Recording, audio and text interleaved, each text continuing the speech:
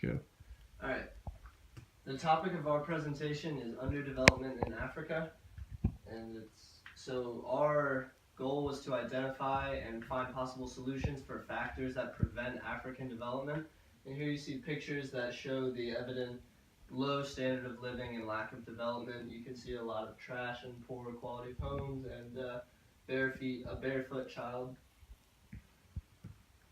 So one of the leading factors would be the poor quality of water in the sub-Saharan African countries. So as you can see in this picture, this young boy is in a pretty nasty area and he's getting water in this water bottle from this very poor quality of water. And in fact, 1 of every 5 deaths of children under the age of 5 in Africa is due to waterborne illnesses. A big issue that is caused by the waterborne illnesses is diseases. Diseases are a very big issue because technology in Africa is so poor that medicine are not advancing, and it's killing a lot of people, and especially children because their immunity is low. And the biggest disease that's being spread right now is E. coli, because in the past 20 years, E. coli rates have been steady and they have not changed, and that's a really big issue to be addressed because diseases and preventions are not being addressed in order to meet these problems and issues. Another factor, along with low quality of water, is the low accessibility of water. You can see in this map of Africa that there's an uneven distribution of water in sub-Saharan Africa. This also affects women's statuses and their social standings in Africa. Women spend up to 5 hours each day typically collecting water and providing basic necessities for their families. This deters their time from becoming educated, and that creates high fertility rates. So the high fertility rates are because these women and mothers believe that their children are actually a way for them to make money. They see their children as an economic incentive to where if they have more children, they will get more money from the government, which will and then help their standard of living. But in turn, it makes these countries struggle because they don't have the resources to take care of these people. So a solution we have proposed to solve this issue is improving infrastructure, and that can solve the water issues that sub-Saharan Africa currently has.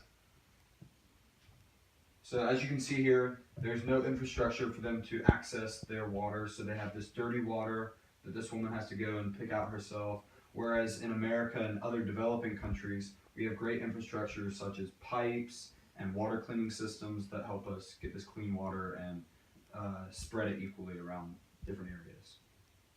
One of the limitations to our proposed solution of better infrastructure is that other nations are reluctant to invest.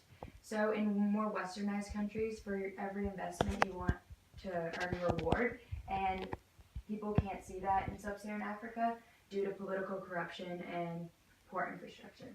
And stolen water and leakages are also a limitation of our proposed solution because 1/3 of all water that Africans receive in their municipalities goes unaccounted for, and this can be caused by both stolen water, where there are private institutions that steal water for different cities, or from leakages where the infrastructure is poor, so there are many leaks that result in the loss of water.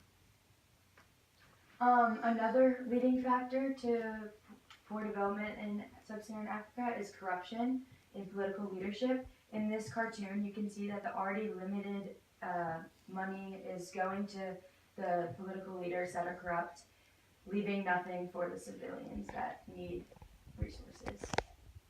You can see how this affects the economic decline, because the economic decline in Africa is huge. Economy is a really big issue that Africa is suffering from, and their economy is really corrupt at the moment. And it is estimated that the continent loses about $150 billion each year, and that's the cost of corruption that that sub-Saharan Africa is facing, and that's a really big issue to be addressed.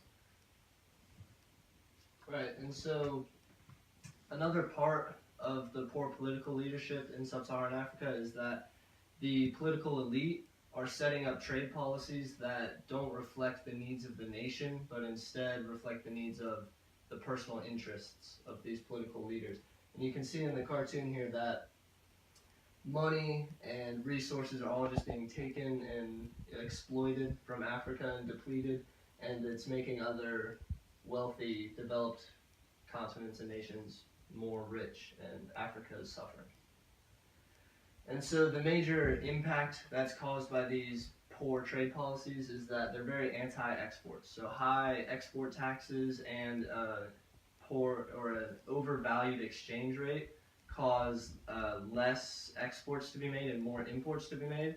And you can see in this graph that the imports from external trade are really, really, really high. And the imports from within the region, meaning like trade within sub-Saharan Africa, is much lower, which also leads to a high foreign debt.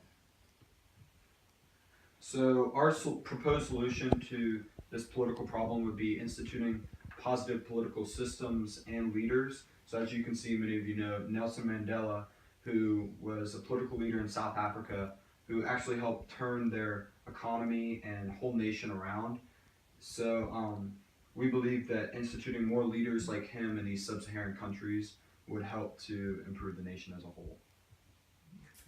This political cartoon shows corruption and leadership in sub-Saharan Africa. It says, "Mr. President, I thought all the millions of dollars were to educate us, fight AIDS, and help our families water the crops." And the political leader says, "Carry on thinking."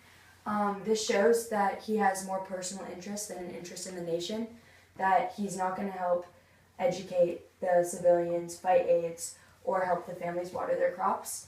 And these poor civilians will continue in their struggles. And on the right here, you can see the a generalization of a democratic society where the president is for the people support him, and he is serving the public interests. And basically, we're showing you the contrast between how Africa politics are working and how more developed countries have their political systems. And that's basically what we want to address. Is we want to make Africa more democratic. Some of the limitations to our proposed solution of instilling better political leadership are that replacing governments can result in violence, especially when most of the leaders are dictators and they do not want to change their views or instill a more democratic voting solution. And the Africans may not approve of outside leaders, so bringing someone in that the United States or a more westernized nation provides for them might not go over so well, because why would they want someone that they have no say in when that's how the political corruption started in the first place? It is also really difficult to create quality leaders because education is a really big issue that Africa is suffering from right now. The education system is terrible there. Kids are not being educated enough on many different topics like science, politics especially, because if you want to make an African kid grow up to be a great political leader, you have to educate him on what makes him a great political leader, and that's really not happening right now, and that's a really big limitation that's preventing Africa from becoming developed and becoming developed because of not having a political leader. Okay, Jackson, how did the group decide to include Davis's perspectives, lens, or conclusions into the overall presentation? Well, as you heard about the political corruption in Davis's research, he found that many of the political leaders and systems in Africa were very corrupt, which in turn hurt the economic systems that these countries tried to implement. Well said. Okay, Davis, reflecting on your colleagues' work, which one had the greatest impact on your overall understanding of the problem your group identified? I think Zanny's perspectives had a big impact on our presentation because she was looking into environmental factors, and that's a really key to the underdevelopment in Africa, especially the lack of access to quality water. Thank you. Okay, Zanny, in the future, what change would you make to your group norms, and how would you expect that to improve the team's presentation? In the future, I think we could be a little bit more critical of each other's work instead of accepting, to make our final product better and our solutions more accurate. Okay, thank you. Daniel, what was the strongest counter-argument to the solution or conclusion your team identified, and why? Ooh, that's an interesting question. The strongest counter argument would be I guess that's like the limitations. The limitations. The limitations. It's like the limitations. It's the yeah. limitations. So just name So one. should I go about like the political leader limitation? Sure. Sure. The one where it's like rebelling against them? Yeah. Yeah, okay, so the major counter argument was against the political leader solution was that Africans may not accept a new political leader and they may not approve of what leader we may send to them because it may be ethically wrong to them to just accept any random leader that is just given to them, maybe because they're so accustomed to the previous leaders that they've already had. So that was a pretty good counter argument that struck against our solution. Nice. Thank you. Perfect.